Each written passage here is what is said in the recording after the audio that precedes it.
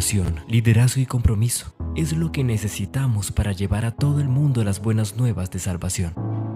Preparación para afrontar tiempos difíciles, liderazgo para impulsar su venida y compromiso para predicar de la palabra de Dios. Volvamos a la palabra, preparémonos para reafirmar su venida y llevar las buenas nuevas de salvación. Volvamos a la palabra con Francisco Flores. Preparémonos cada día más para el regreso de nuestro Dios.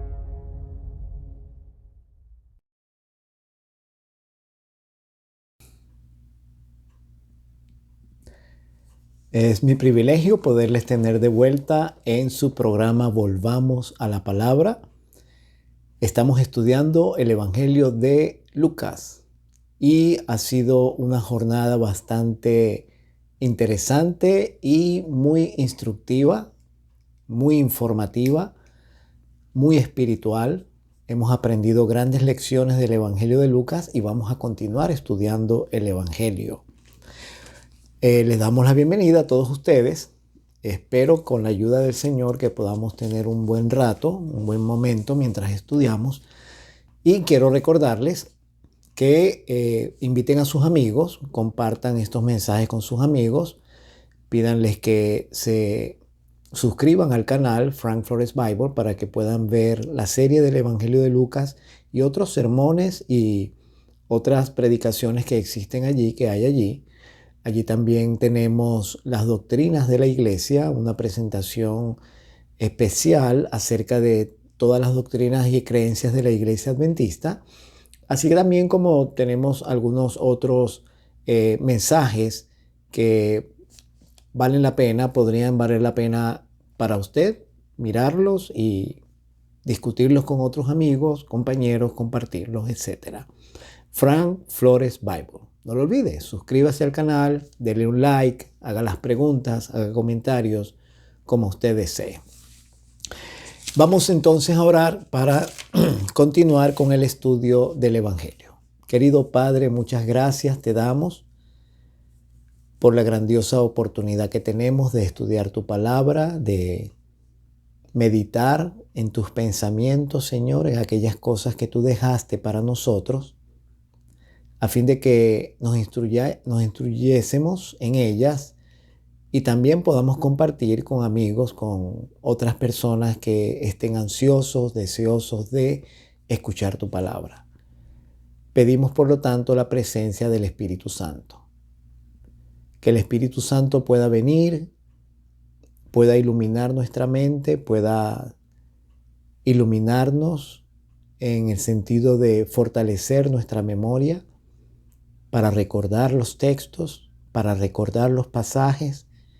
Y de esa manera, Señor, cuando tú nos des el privilegio de poder compartir tu palabra con otros, el mismo Espíritu que nos ayudó a memorizar, sea el mismo Espíritu que nos ayude en ese momento a recordar dónde está escrito y quién lo dijo y por qué lo dijo. Así que, Señor, pedimos tu bendición en el nombre de Jesús. Amén. La última vez que estuvimos estudiando el Evangelio de Lucas, estuvimos hablando del capítulo número 7, en el cual Jesús hizo 2 milagros. Primero sanó al siervo de un centurión y luego resucitó al hijo de la viuda de Naín. El capítulo 7 del Evangelio de Lucas termina con un pasaje en el cual Juan el Bautista envía a unos mensajeros para que le hagan unas preguntas a Jesús y luego Jesús va a la casa de Simón el fariseo. Así que vamos a leer desde el versículo 18 en adelante. Los discípulos de Juan le dieron las nuevas de todas estas cosas y llamó Juan a 2 de sus discípulos y los envió a Jesús para preguntarle: ¿eres tú el que había de venir o esperaremos a otro? Notemos nosotros qué forma tan abrupta la de Lucas de cambiar de un escenario para otro. Acabamos de leer, o la Biblia acaba de relatar, que Jesús sanó al hijo de la viuda de Naín y de pronto dice que los discípulos de Juan le dieron las nuevas de todas estas cosas. Es como que si los discípulos de Juan estaban allí cuando Jesús resucitó al hijo de la viuda de Naín y salieron hacia Judea o donde quiera que hayan tenido preso a Juan para decirle las cosas que Jesús estaba haciendo. Y Juan llamó a 2 de sus discípulos y los envió a Jesús para preguntarle: ¿eres tú el que había de venir o esperaremos a otro? Cuando pues los hombres vinieron a él, le dijeron: Juan el Bautista nos ha enviado a ti para preguntarte: ¿eres tú el que había de venir o esperaremos a otro? Así que parece que hubo un feedback, parece que hubo un ir y regresar y volver a venir. Ellos miraron a Jesús, vieron todas las cosas que Jesús estaba haciendo, fueron a Juan, seguramente ya ellos estaban en conversaciones con Juan. Juan se estaría preguntando desde la cárcel si aquel a quien él presentó como el Cordero de Dios era realmente el Mesías o no.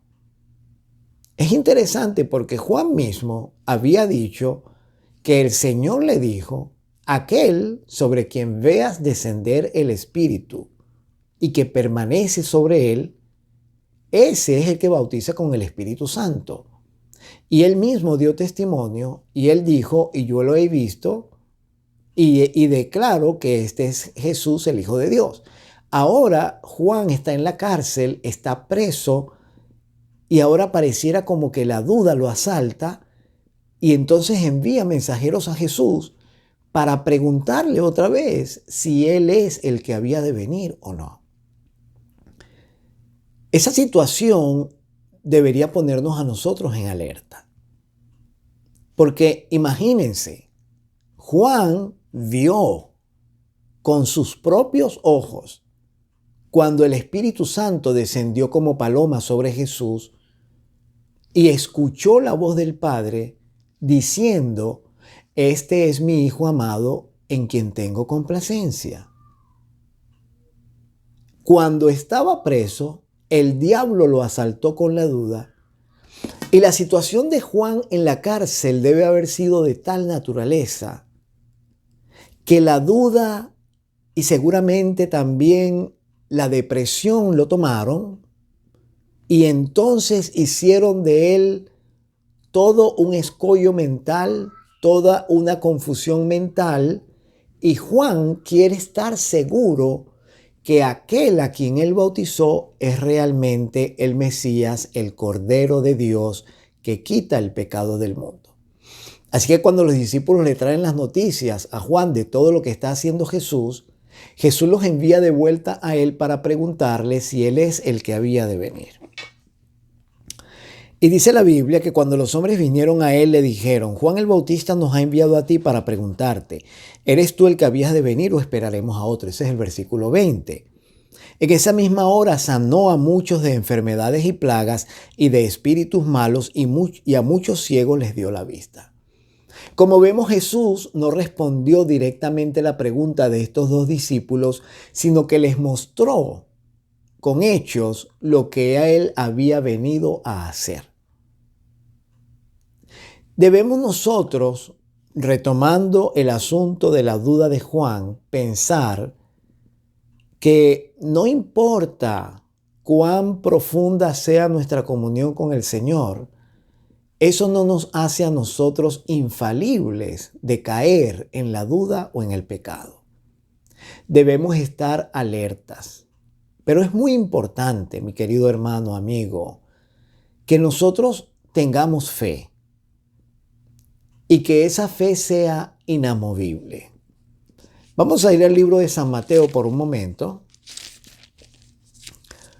Vamos a ir al Evangelio de San Mateo y vamos a mirar el capítulo 4, donde dice en los versículos 1 al 4 lo siguiente. Entonces Jesús fue llevado por el Espíritu al desierto para ser tentado por el diablo, y después de haber ayunado 40 días y 40 noches, tuvo hambre. Y vino a él el tentador y le dijo: si eres hijo de Dios, di que estas piedras se conviertan en pan. Él respondió y dijo: escrito está, no solo de pan vivirá el hombre, sino de toda palabra que sale de la boca de Dios. Jesús le está diciendo a Satanás en su cara que él o que el ser humano no vive solamente del pan físico, sino que vive de toda palabra que sale de la boca de Dios. 40 días antes, Jesús había escuchado la palabra de su Padre diciendo: este es mi Hijo amado.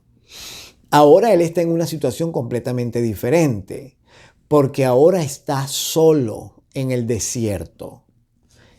En el bautismo de Juan, allí había mucha gente y estaba rodeado de mucha gente, de la naturaleza, de los árboles, seguramente de los pájaros. Y ahí estaba inclusive su primo, Juan, que lo estaba bautizando. Ahora él está solo. Y lo mismo le está pasando a Juan. Él está en la cárcel, pero está solo. Ese es su desierto, la cárcel. Aquel fue el desierto de Jesús. Pero al contrario de Juan, Jesús no dudó. Jesús estuvo 40 días y 40 noches sin comer, en oración. Y después de haber pasado los 40 días y 40 noches, cuando ya está moribundo, macilento, delgado, agobiado por la angustia del hambre, entonces viene el tentador a decirle, a sugerirle que él no es el Hijo de Dios. Y se lo sugiere de una forma inteligente. Le dice, para probar si él es el Hijo de Dios, en otras palabras, él quiere hacer dudar a Jesús de que él es el Hijo de Dios. Y la tentación consiste en que Jesús use su poder para convertir unas piedras en pan para que se pueda satisfacer el hambre. Miren ustedes qué tipo de tentación. Porque no era ningún pecado para Jesús comer algo, porque él tenía hambre. Se estaba muriendo del hambre. Por el otro lado, él sabía que él era el Hijo de Dios.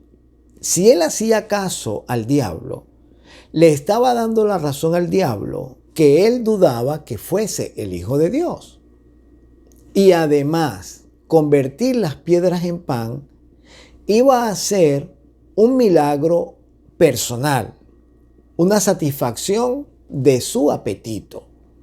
Y lo iba a lograr a través de un milagro. Sin duda que el Padre hubiese atendido la petición de su Hijo, pero él no hizo la petición. Contestó diciendo: no solo con pan vivirá el hombre.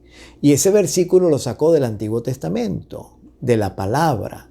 No solamente Jesús estaba viviendo por la palabra que había escuchado hacía 40 días, sino que también estaba viviendo por la palabra que estaba escrita en la Torá, en el Antiguo Testamento, donde dice: no solo con pan vivirá el hombre, sino con toda palabra que sale de la boca de Dios. Y entonces dice la Biblia, volvemos al capítulo 7 de San Lucas, y entonces ahora dice el evangelista, versículo 22, que Jesús les respondió después de haber hecho todos estos milagros de sanar a muchos de enfermedades y plagas. Los discípulos hicieron la pregunta y se quedaron y miraron cómo Jesús sanaba a algunos, a muchos, dice, de enfermedades y plagas, de espíritus malos, y que a muchos ciegos le dio la vista. En otras palabras, los discípulos hicieron la pregunta y Jesús no contestó por un buen rato. Y después que pasó el tiempo, después que Jesús terminó de hacer los milagros, respondiendo les dijo: id, haced saber a Juan lo que habéis visto y oído. Los ciegos ven, los cojos andan, los leprosos son limpiados, los sordos oyen, los muertos son resucitados y a los pobres es anunciado el evangelio. Y bienaventurado es aquel que no halle tropiezo en mí. Con estas palabras, Jesús le está diciendo a Juan cuida tu fe. Le está diciendo a Juan, recuerda lo que tú dijiste de mí, no dudes, ten fe. No sea que yo, Jesús, le está mandando él a decir a Juan, no sea que yo me convierta para ti en una piedra de tropiezo en vez de una roca de salvación. Cuando se fueron los mensajeros de Juan, comenzó a decir de Juan a la gente, ¿qué salisteis a ver al desierto? ¿Una caña sacudida por el viento? Hablando de Juan. Una caña sacudida por el viento. Un hombre que se dejaba mover fácilmente de opinión. Una persona débil de carácter. Una persona que no tenía firmeza de propósito. ¿Fue eso lo que salieron ustedes a ver al desierto? Y les dijo, ¿mas qué salisteis a ver? ¿A un hombre cubierto de vestiduras delicadas? Juan estaba vestido de pelo de camello y tenía un cinturón de cuero a su alrededor. Nada de vestiduras delicadas, nada de vestimentas ricas y ostentosas como la que tenían los fariseos, los escribas, los saduceos. Y luego dice Jesús, he aquí los que tienen vestiduras preciosas y viven en deleites, en los palacios de los reyes están. ¿Mas qué salisteis a ver? ¿A un profeta? Y entonces Jesús dijo, sí, os digo, y más que profeta. Vamos a ir al Evangelio de Lucas por un momento, de San Juan, perdón, por un momento. Y vamos a volver a leer esa conversación que hubo entre los fariseos y escribas y Juan, cuando los judíos, que no dice quiénes eran los judíos, enviaron a los fariseos y a los escribas a preguntarle a Juan quién era él. Este es el testimonio de Juan cuando los judíos enviaron de Jerusalén sacerdotes y levitas para que le preguntasen, ¿tú quién eres? Confesó y no negó, sino confesó, yo no soy el Cristo. Y le preguntaron, ¿qué pues? ¿Eres tú Elías? Dijo, no soy. Y luego le preguntaron, ¿eres tú el profeta? Y él dijo, no. Ahora Jesús está diciendo, ¿mas qué salisteis a ver? ¿A un profeta? Sí, os digo, y más que profeta. Notemos nosotros la humildad de Juan. Juan no se consideró a sí mismo un profeta, aunque él se citó y se incluyó en el versículo de Isaías, donde dice, voz del que clama en el desierto, preparad camino al Señor, enderezad sus sendas. Pero Juan asimismo, cuando le preguntaron que si él era Elías, que si era el profeta, él dijo que él no era. Pero Jesús ahora está dando testimonio de él y él está diciendo que sí, que Juan es un profeta y más que profeta. Este es de quien está escrito, he aquí envío mi mensajero delante de tu faz, el cual preparará tu camino delante de ti. Y luego dijo Jesús, aquí Jesús está citando al profeta Malaquías en el capítulo 3 y versículo 1. Y luego dice, os digo que entre los nacidos de mujeres no hay mayor profeta que Juan el Bautista, pero el más pequeño en el reino de Dios es mayor que él. Y todo el pueblo y los publicanos, cuando lo oyeron, justificaron a Dios bautizándose con el bautismo de Juan. Pero los fariseos y los intérpretes de la ley desecharon los designios de Dios respecto de sí mismos, no siendo bautizados por Juan. Y el Señor dijo, ¿a qué pues compararé los hombres de esta generación y a qué son semejantes? Son semejantes a los muchachos que se sientan en la plaza y dan voces unos a otros y dicen, ¿os tocamos flauta y no bailasteis? ¿Os endechamos y no llorasteis? Porque vino Juan el Bautista, que ni comía pan ni bebía vino, y decís, tiene demonio. Viene ahora el Hijo del Hombre, que come y bebe, y decís, este es un hombre comilón y bebedor de vino, amigo de publicanos y de pecadores. En otras palabras, Jesús puso a los judíos de su época entre la espada y la pared, como se dice en criollo. Les dijo, ustedes critican un lado y también critican el otro lado. Ustedes andan según su conveniencia. A ustedes no hay quien los contente, no hay quien los pueda mantener felices. A ustedes no hay quien los pueda convencer. Y noten ustedes que la Biblia dice, allí mismo, dice en el versículo 30, mas los fariseos y los intérpretes de la ley desecharon los designios de Dios respecto de sí mismos y no se hicieron bautizar por Juan. Y luego dice en el versículo 35, después que Jesús les dice que vino Juan y no lo aceptaron y dijeron que tenía demonio porque no comía pan ni bebía vino, y después vino el Hijo del Hombre comiendo pan y bebiendo vino y lo llamaban comilón y decía que comía con publicanos y pecadores. Y entonces el Señor les dijo en el versículo 35, mas la sabiduría es justificada por todos sus hijos. En otras palabras, hermanos, por un lado es bien interesante la experiencia de Juan y es una advertencia para que nosotros no nos durmamos en los laureles, no nos confiemos de lo que sabemos, no creamos que por lo mucho que hemos sido cristianos, eso sirve como un crédito para que nosotros no nos vayamos a perder. La duda puede llegar en cualquier momento. El apóstol Pablo dice en el libro de 2 de Corintios, si no estoy equivocado, voy a buscar el texto. 2 de Corintios, el capítulo 11. Sí, aquí está. Y el versículo 3. Pero temo que como la serpiente con su astucia engañó a Eva, vuestros sentidos sean de alguna manera extraviados de la sincera fidelidad a Cristo.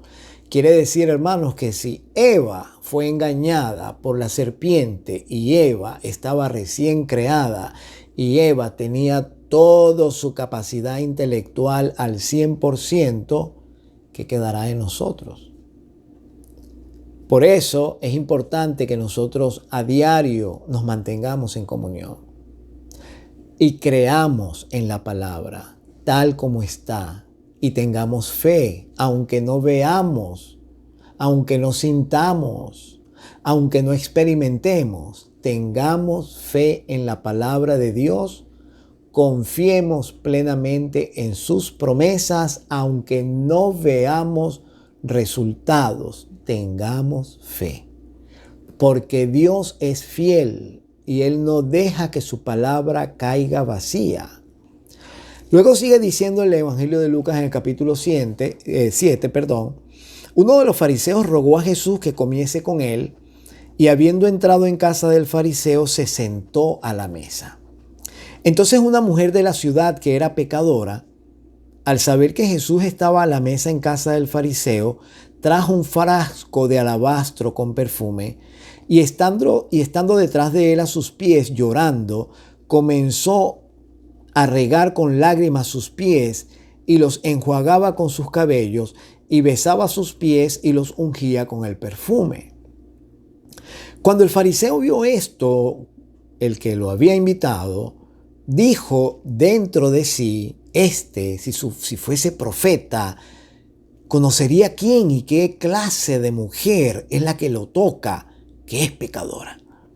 Entonces Jesús respondiendo le dijo, Simón, una cosa tengo que decirte.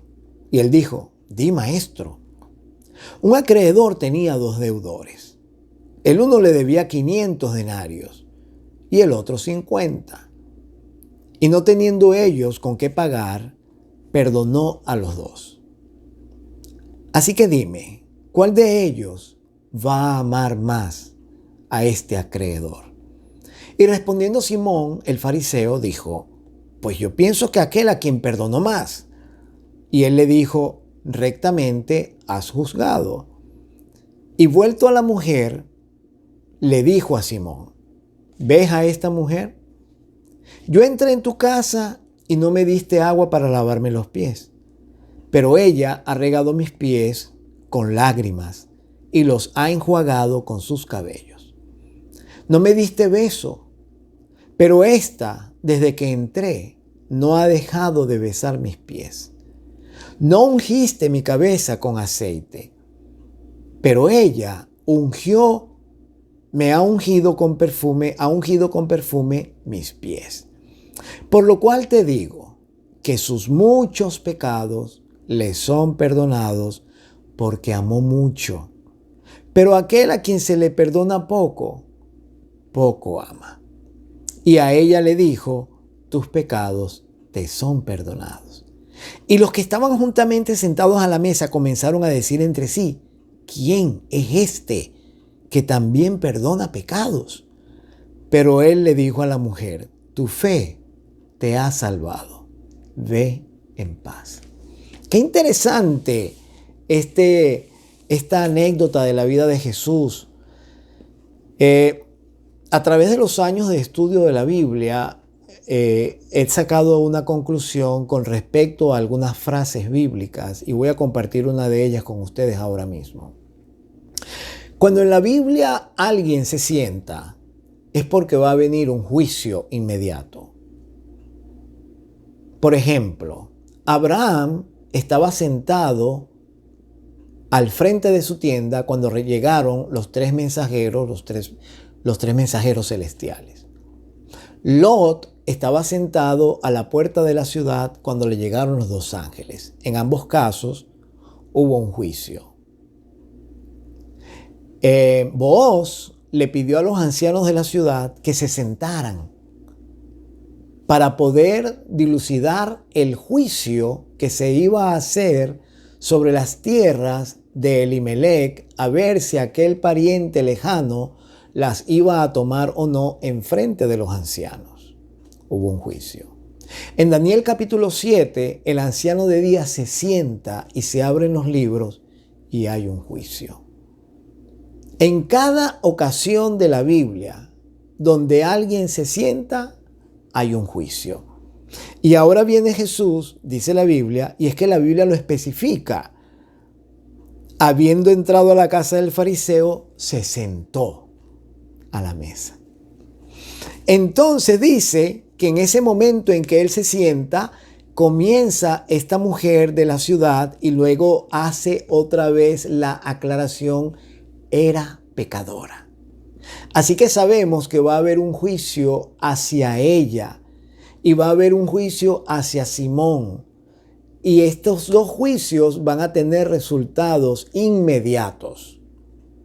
La mujer salió perdonada del juicio y Simón salió también perdonado, pero salió perdonado con un regaño, con una llamada de atención. Esta mujer sentada detrás de él a sus pies, esto nos da una clara idea cómo era que las personas antiguamente se sentaban a la mesa, que no es como ahora que uno se sienta en una mesa. Uno realmente no se sienta a la mesa, ¿verdad? Pero uno se sienta a la mesa y mete los pies debajo de la mesa. Aquí dice claramente, explica que estando ella detrás de él a sus pies, llorando, comenzó a regar con lágrimas sus pies y los enjuagaba con sus cabellos. Quiere decir que los pies de Jesús estaban hacia afuera de la mesa, no adentro de la mesa. De esa forma también se explica cómo Jesús pasó alrededor de la mesa en aquella noche cuando lavó los pies de sus discípulos y le lavó los pies a los discípulos mientras los pies de los discípulos estaban fuera de la mesa.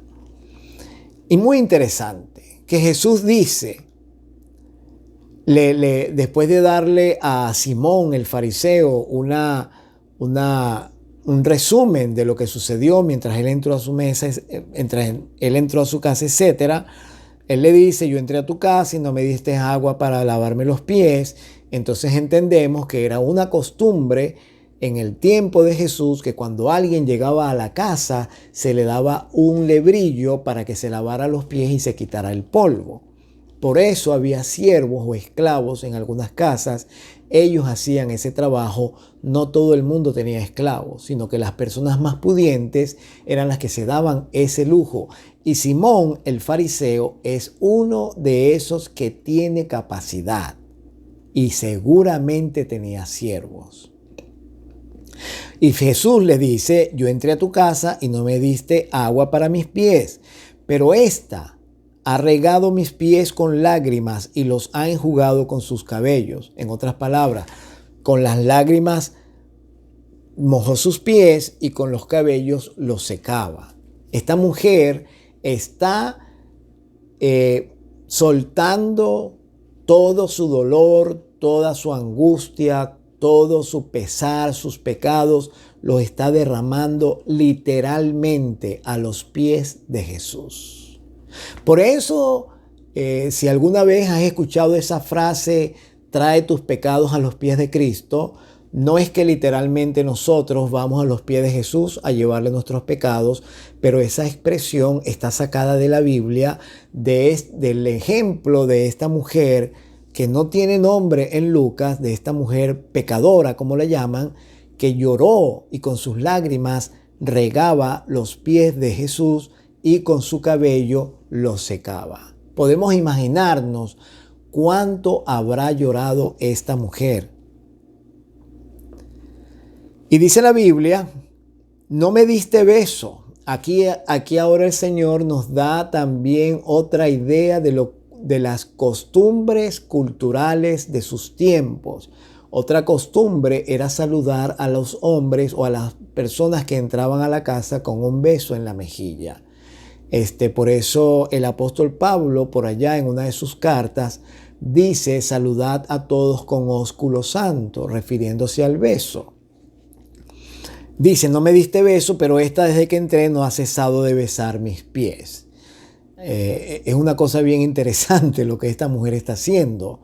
Ella está arrodillada o tirada en el suelo, atendiendo a Jesús sin que otros lo puedan notar, aunque claro que otros lo están notando, ¿verdad?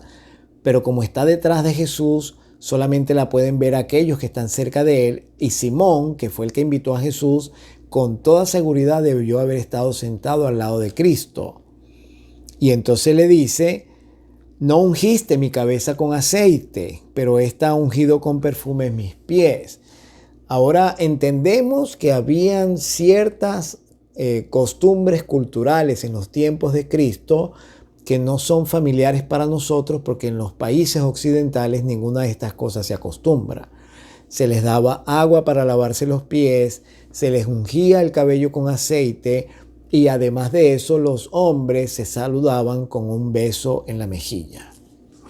Ahora entendemos también por qué cuando Judas fue hasta donde estaba Jesús, al Getsemaní, cuando él estaba orando, después de haber orado, cuando Jesús le dijo a sus discípulos, he aquí el que me entrega viene, Judas se acercó y saludó a Jesús con un beso. Era parte de la costumbre. Entonces, por supuesto que él había dicho a los fariseos, al que yo besara en la mejilla, ese es prendedle. Y bueno, por eso no era un asunto de escandalizarse que Judas le diera un beso a Jesús en la mejilla. Y seguramente todos los discípulos hacían lo mismo los unos con los otros y con Jesús. Y dice la Biblia que Jesús le dio una cátedra a Simón y también nos las deja a nosotros. Él le dice, por lo cual te digo que sus muchos pecados le son perdonados. Porque él le lanzó esa pregunta, ¿quién de los dos deudores va a amar más al acreedor que los perdonó? ¿El que debía mucho o el que debía poco? 500 denarios, imagínense, un denario era el salario de un día. Estamos hablando de 360 días que tenía el año hebreo, más 140 días más, es casi que un año y medio de salario, 500 denarios. Y para poder pagar esa cantidad, ¿cómo iban a hacer? El otro, en cambio, debía solamente 1 mes y medio, 1 mes y un poquito más, 50 denarios. Así que entonces él le dice, pues por supuesto que el que más debe es el que va a estar más agradecido, es el que va a amar más. Y el Señor le dice, fíjense ustedes, como si el hecho de que Jesús se haya sentado y que el evangelista lo haya registrado es una señal de que se está haciendo un juicio, porque el Señor Jesús le dijo en el versículo 43, rectamente has juzgado. Así que se estaba haciendo un juicio, no como el juicio investigador, por supuesto, pero se estaba haciendo un juicio y el Señor Jesús estaba siendo el juez. Y como juez también funcionó como abogado de esta mujer pecadora que con lágrimas y que no dijo ni una sola palabra, no se defendió, simplemente lloró y regó los pies de Jesús con un perfume, pero Jesús habló por ella y le mandó a callar la boca a Simón y a los otros que estaban también con él a la mesa. Y por eso le dijo a Simón, te digo que sus muchos pecados le son perdonados porque amó mucho, mas a aquel a quien se le perdona poco, poco ama. Ahora, hermano, amigo, ponte a pensar en tu vida personal. ¿Cuánto Jesús te ha perdonado? ¿Te ha perdonado poco o te ha perdonado mucho? Yo puedo pensar en mi propia situación, pero piensa tú en tu propia situación. Porque Jesús dijo, al que mucho se le perdona, mucho ama. Al que poco se le perdona, poco ama.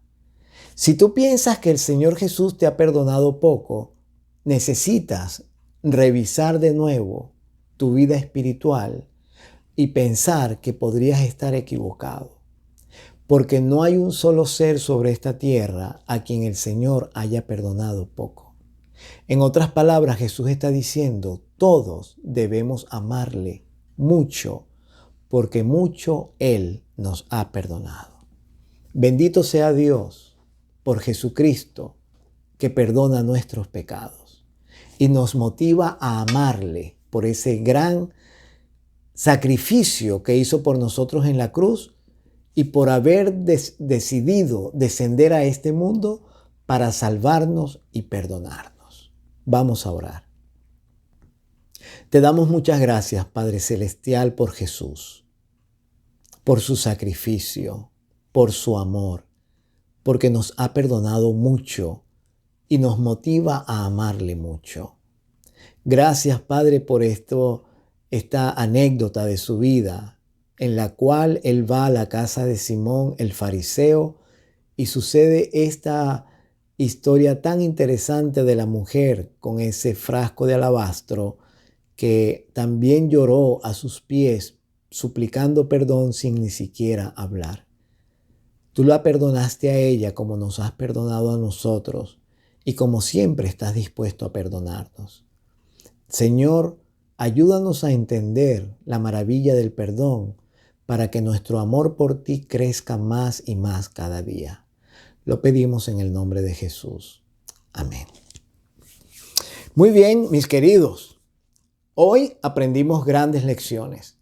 Aprendimos que Juan, estando en la cárcel, dudó de la misión de Cristo, aun cuando él había escuchado la voz, había visto al Espíritu Santo descender como paloma y había visto a Jesús después que regresó de los 40 días del desierto y lo había declarado el Cordero de Dios que quita el pecado del mundo.